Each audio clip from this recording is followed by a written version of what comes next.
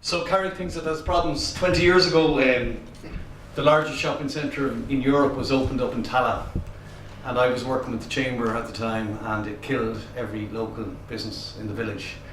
And I suppose that day we resolved to assist retailers in better retail planning and get behind towns around the country to today where we've 11,500 store members, about 1,100 company members, so everyone from Argos to Zara, or the Irish version will be maybe Abracadabra to Zumo juice bars. So I'm going to talk to you very briefly about a couple of things. One is Irish consumers. It would be remiss of us to sit here talking about planning and parking and bringing visitors from Canada and not think about the people of Carrick and how their buying habits are changing. Secondly, retailers need to step up to the plate. So the old way isn't good enough anymore. So retailers have to fundamentally understand that we need to change. And then thirdly, I'd like to talk very briefly about some town revival projects we're working on around the country and some of the successes we've had to date. Okay, so three things happening with Irish consumers. Sorry, three things happening in retail generally. Retail is not about a product on the shelf anymore. Retail is not all about price. And consumers now want midday convenience and weekend experience. So what does that mean? It means consumers in Carrick want to come into Carrick quickly, they want to park up, as Dave said, 2 minutes away, shops, they nip in with the kids and they're home, okay? Weekend, we're travelling further distances for experiences. So the retailers doing well in the country are the likes of the Kildare Village, Dundrum, Rathwood, Arboretum, places like that. They have food, retail, hospitality, it's a day out, yeah? And I suppose tomorrow we'll be exploring how we can, with Ormond Castle and all the other attributes of Carrick, how can we make Carrick a day out for people, the wider conurbation, yeah? So look, retail is about these 5 things. It's about providing an experience that can be shared. It's about being open, telling people what you stand for. That's what Tesco and the big guys, they've nothing to talk about. They're a PLC and they're interested in money. We need to captivate and engage customers through difference. We need to be clear, provide a clarity of offer, and we need to be personal. We need to engage customers through your people. And we've been the last 2 days in Dungarvan working with retailers trying to, I suppose, modify their retail businesses to adopt some of these kind of practices. So look, I want to show you just very briefly what I mean. So here's some stores that are growing around the country, growing quite aggressively. So the first point I want to make is it's not all about price. There's price fatigue in the Irish consumer's mind, yeah? People want good value, but they want quality retail experience or hospitality experience or whatever it might be. So these are all growing. Why? I think the vast majority are growing for lots of reasons we just said, and very few are growing because they're offering extreme value for money. Does that make sense? Yeah? So what do we mean by an experience? It's not a product on the shelf, it's taking the product off the shelf and wrapping it up in kind of storytelling, curation, intelligence, all that kind of stuff. So there's an example. The DAA, which is a state body, they decided a couple of years ago, let's take our whiskey off a white shelf, literally. Let's not change the price, let's not change the offer, the brands, but let's curate it and talk about whiskey. Yeah? So they talk about second, triple and distilled and where brands have come from and all that kind of stuff. And what has happened? Whiskey sales in the airport have increased by 280%. So we as retailers and we as a town need to maybe curate and tell our story differently, and we also need to maybe present what we have a little bit differently as well. Open, so we need to talk about our business and what we stand for. So this is the Dutch Master Florist in Kilkenny and Waterford, and he's just saying, do you know what, I know my stuff, and I care about my customers, and I care about the product I sell. You know, there's a business in New York, 50 things we love about New York. So wouldn't it be great to walk into some businesses here and they're talking about Carrick and what's great about Carrick, yeah?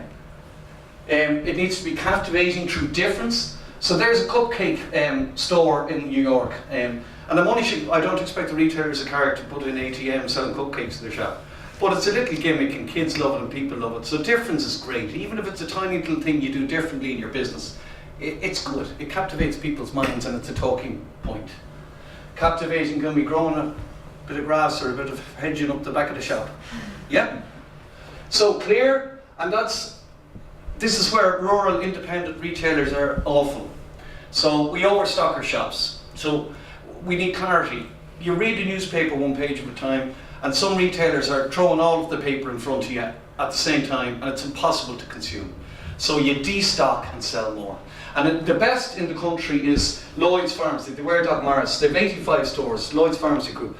They took 31% of their stock out of their business, and they increased sales by 26%. And they banked a load of money as well. So they took the hair care and the jewellery and all the nonsense out, and they said, we're going to be real good primary healthcare retailers. So when you go in, you see they do nutrition, diet, dermatology. Yeah, you can actually see for once exactly what the business does, what it stands for. Sorry, and just to prove clarity, and I don't think we're all going to turn into selling Tiffany or Apple or Nespresso. They're the most successful retailers in the world in terms of they command the best return per square foot or square metre, okay?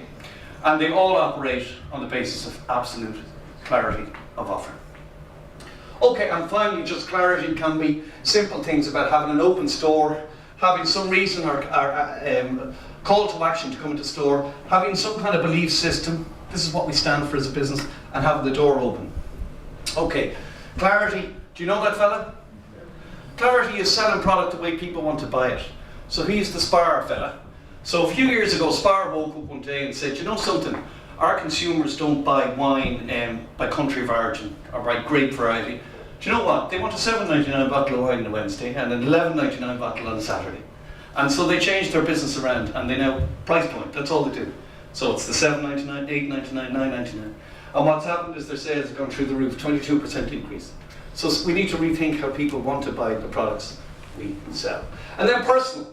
So understanding the service journey and deciding as a business, how are we going to treat all these things?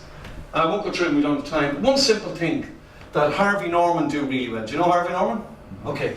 So their CEO, Blaine, he's an Australian. He says, Mike, we qualify everyone. And I said, what do you mean? He said, when we sell furniture, we always ask the question, do you have your measurements with you today? So if you don't have your measurements with you, you're not buying sofa. Yeah? So kind of asking open-ended questions to find, why is this punter standing in front of me here today? Okay, and it's engaging your people around that, and it's understanding the importance of service, the expectation of the customer, and then the customer value. And if you're anywhere up here, you need to get your service 100% right. So look, that's how retail is changing and what customers want. I suppose there's been an awful lot of hardship and bad stuff that's happened in Ireland over the years. Out of town planning has killed a lot of towns. Thankfully, Carrick hasn't done that. I'm a little disappointed here this evening, if I may. Where are all the young people? You know, this town is for everyone, and I think it's terribly important that the old, the young, the waged, the unwaged, that everybody comes together and builds a future for Carrick based upon all of the citizens. So look, we've been working, in 2012 we conducted the biggest ever review of what people want in their town. There's all the problems. And what we found was, what drove them to come into a town is number one, proximity, okay? That's pretty obvious. So if you live near Carrick, you're going to likely shop. But there's the others. The second most important thing is the standard of the retail. So here's the thing. You can pay people to park in some towns, and they won't shop in the town. The retail offer has to be right. Otherwise they're going where the retail offer is right. And they'll pay the car park.